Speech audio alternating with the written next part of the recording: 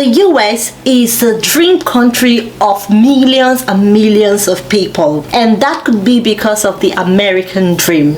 How possible was it that I stepped my foot on the American soil, had the opportunity to stay back, but I still left? That is what I'm going to be sharing with you in this video. And if you're seeing this lovely decoration behind me, that is because my daughter celebrated her birthday indoors. And my husband discovered one of his God-given skills in decoration, and he put up this beautiful decoration by himself for our daughter's birthday. That was really surprising to me, to him, to everyone, and that was really amazing. And that is why I've decided to adore this decoration and leave it there until the balloons decide not to stay there anymore by themselves. So there, my name is Deb, and you're welcome to Discover with Deb.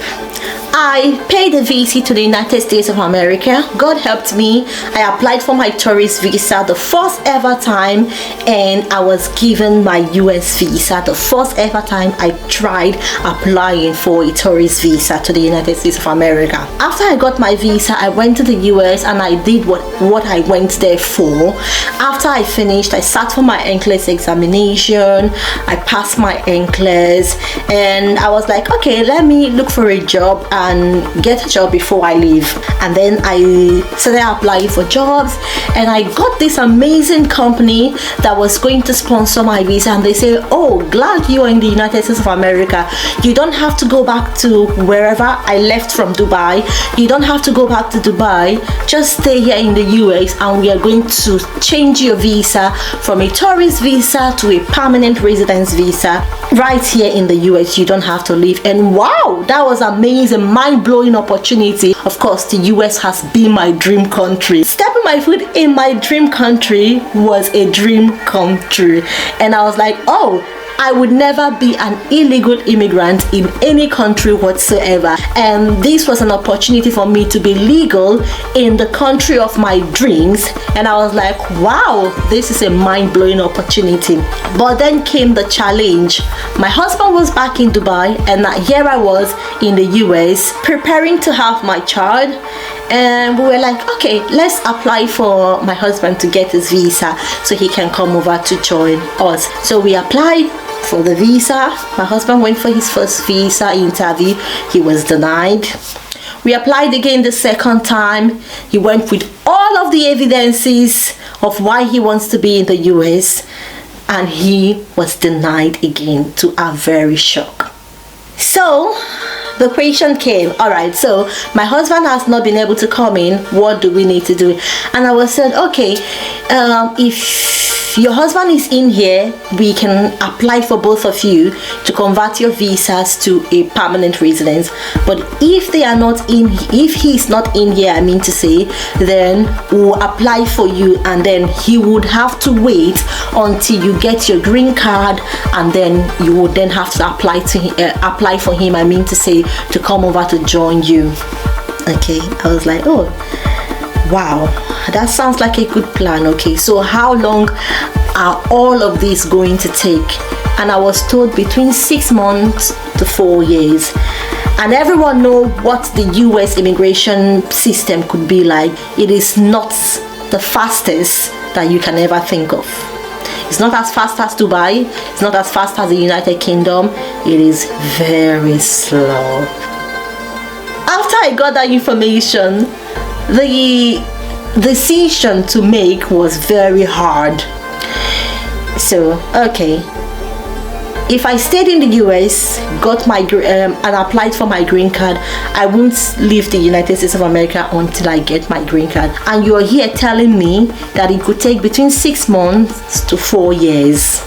All right, that means that if I'm not able to get my green card in 6 months, in 1 year, in 2 years, in 3 years, in 4 years, 5 years, 6 years, 7 years, 8 years, that means my husband would be somewhere in one continent, in one part of the world, and I will be here in the United States of America with myself, with our daughter, without our daddy. It was really a tough decision to make. It took me days and weeks and months to think about it, and ponder about it. I thought about it. It was really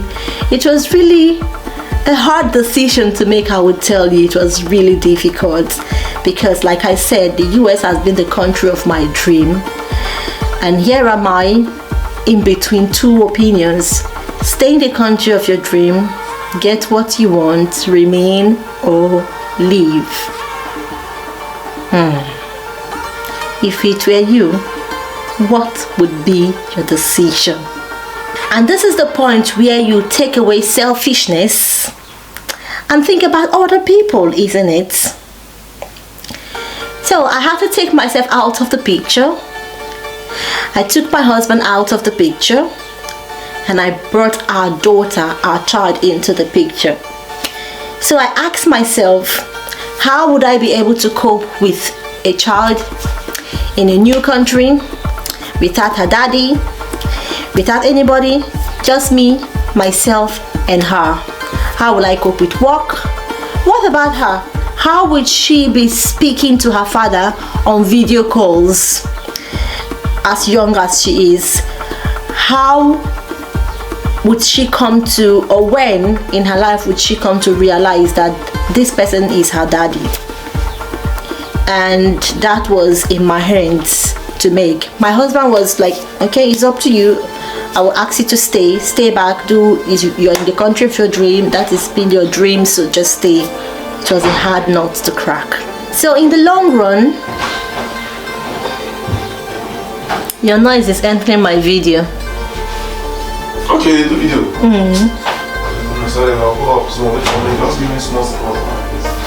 One thing I knew was that my husband adores children. He loves children, and I so wanted him to be part of our daughter's life right from the first stage he was born. And then I got a second job which said, we are able to sponsor you, we can apply your visa, we can sponsor you to return to the US, but you have to leave the United States of America. Go back home and we are going to apply for you, we are going to find for you to return to the United States of America with your family. I was like, okay, how long is that going to take? Anyway, that notwithstanding, I had to make the decision to return home. So after my daughter was born, I packed our bags and I told this company, hey, thank you so much for the offer, but I'm so sorry I won't be able to accept it because I have to return home. And that was it. And I'm so glad I did, because look at this beautiful bond. You can imagine this beautiful bond between our daughter and her daddy. How she would have missed this growing up. This daddy love, daddy care, Moses Bliss kind of daddy with the pamper kind of love. You can imagine what she would have missed. So I am so glad that I did not deny my child this privilege, this once in a lifetime privilege of being nurtured and cared for from her tender age by her daddy. I didn't deny her that because of selfishness. I had lots of people telling me, hey, you are in the US, why do you want to go? This is where people have been dreaming of coming. A lot of people dream coming to the US, and now you're in the American soil. You mean you want to go back? Come on, stay here. What are you going to do? Hey, that man, how are you sure he's going to do the same thing for you? Will he sacrifice that opportunity for you? Will he do this? Will he do that? A lot of things. And thank God for my aunt. Thank God for Auntie Kechi, Auntie Mercy, Mommy Lula. They really helped. They were like, okay, this is your decision to make. You know your husband. You know what he would sacrifice for you. If you think that he is worth this kind of sacrifice you want to make, then it is up to you. I would encourage you to go ahead. But if you think that he does not worth it, then it's better for you to grab this opportunity and stay here legally. It's not as though you're going to be an illegal immigrant. Stay here legally, because this is the country of your dream. And that advice also helped me. You know, every time in life, not just sometimes, you need to have people around you that would give you good advice, not selfish advice, because the advices you get in life at every point of your life matters a lot to determine not just your own destiny, but the destiny of other people around you and those whose destinies are tied to you. So you have to be very careful who your advisors are and on what grounds they are advising you. So that is it there. That is why I left the United States of America after I stepped my foot in the country of my dream. So what about you? If it were you in my situation, what would you have done? Please don't forget to leave your comment in the comment section below. And I still remain your girl Deb, and this is Discover with Deb. Thank you so much for tuning in, and until I see you next time, do not forget to take proper care of yourself. Thank you and bye.